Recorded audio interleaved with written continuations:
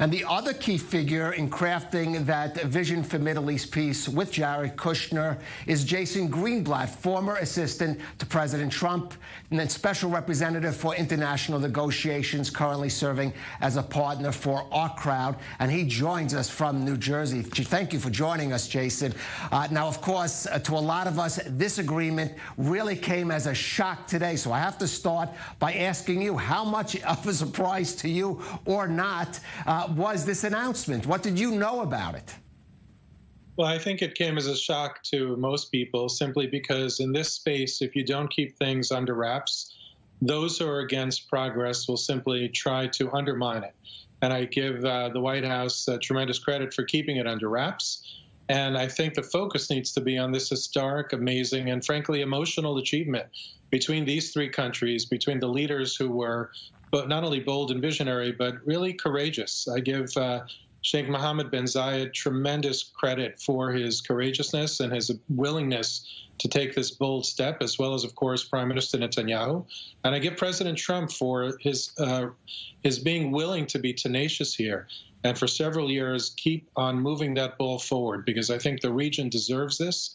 And the region needs this. Jason, certainly it would not have been a surprise if, for example, the UAE had announced just a sort of upgrade in some kind of relations with Israel, maybe along the lines that existed between some Gulf states and Israel during in the post-Oslo era. But to go ahead and with full diplomatic relations, tell us what were the key factors that pushed the UAE to make such a dramatic step? Well, I think one of the factors was alluded to in the Oval Office today, which is the recognition that Iran is the enemy of the people of the region. The Iranian regime, of course, not the Iranian people. There is so much that can be done security-wise, safety-wise for the peoples of the region, and that is a driving force here. The second one, of course, is economic prosperity. There is a young generation in the region that deserves better, safer, more prosperous lives. And I think that His Royal Highness Sheikh Mohammed bin Zayed recognizes that and was willing to take that step forward so that others in the region can hopefully follow him, because everybody deserves to have economic prosperity. And I think this is an important first step in that direction. I should also point out that I commend President al-Sisi for being the first one out there in the region to praise this accord, and he deserves credit for that. And I hope that the Egyptian economy and the ties, the economic ties between Egypt and Israel will get the upgrade that they deserve. As we know, they are definitely not running at full capacity. I hope we see that upgrade as well from Jordan. Even though those two countries have peace treaties, I think tremendous good could come out of the peoples of the region doing business together. And I've seen it over the last several months since I left the White House. Now, Prime Minister Netanyahu made it absolutely clear in his remarks this evening that President Trump had asked him to delay any move toward annexation of or extending Israeli sovereignty to parts of the West Bank in order to make this development possible. A lot of questions being asked in Israel. Where does that leave that initiative that Prime Minister Netanyahu had promised, and how will this impact on the vision towards some kind of peace deal between Israel and the Palestinians? I think it's important to note that the three sides chose a very different word than end or terminate. They chose the word suspend.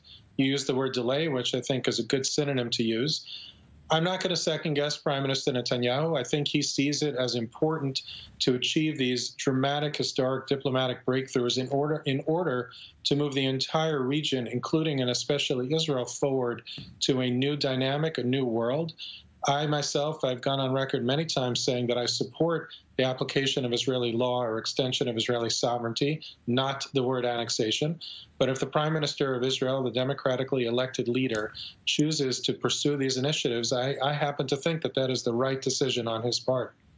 Right. I just want to know, Mahmoud Abbas just came out with a statement saying this accord today strikes at the Palestinian people. I mean, just again, how do you think today's decision could impact on the peace process between Israel and the Palestinians? Well, I haven't seen his remarks, but if that's what he says, it comes as no surprise.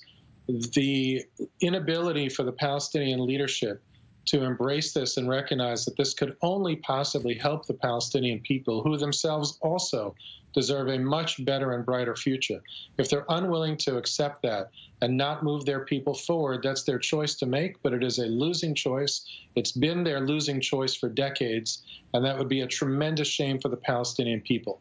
I see this as only a positive step forward in the possibility of President Trump's vision for peace being realized, but nobody is going to stand by anymore and wait for the Palestinian people, or leadership, I should say, to take this opportunity. And if they choose to trash it and criticize it, shame on them. Jason, I want to ask a sort of personal question. You worked hard on this vision for peace, which is not advanced peace between Israel and the Palestinians, but in some ways, one could argue the work you and Jared Kushner have done was a factor in bringing this development today.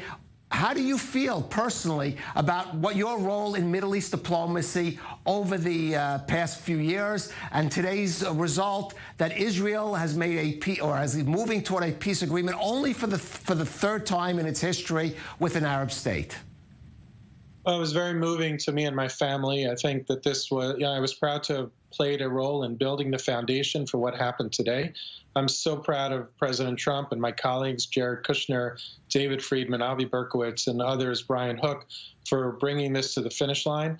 And I think that it's just really something so amazing and so special, and it really reflects the Middle East that I personally experienced for nearly 3 years working at the White House, where I went as a very, very strong Israel supporter, but through the Arab countries, including among the Palestinians, speaking to the leadership, speaking to the people, and understanding what could be and what should be instead of what is. And I think this is that next step that we're seeing. And I hope we're going to see several other important steps coming in the weeks, days, and months coming forward.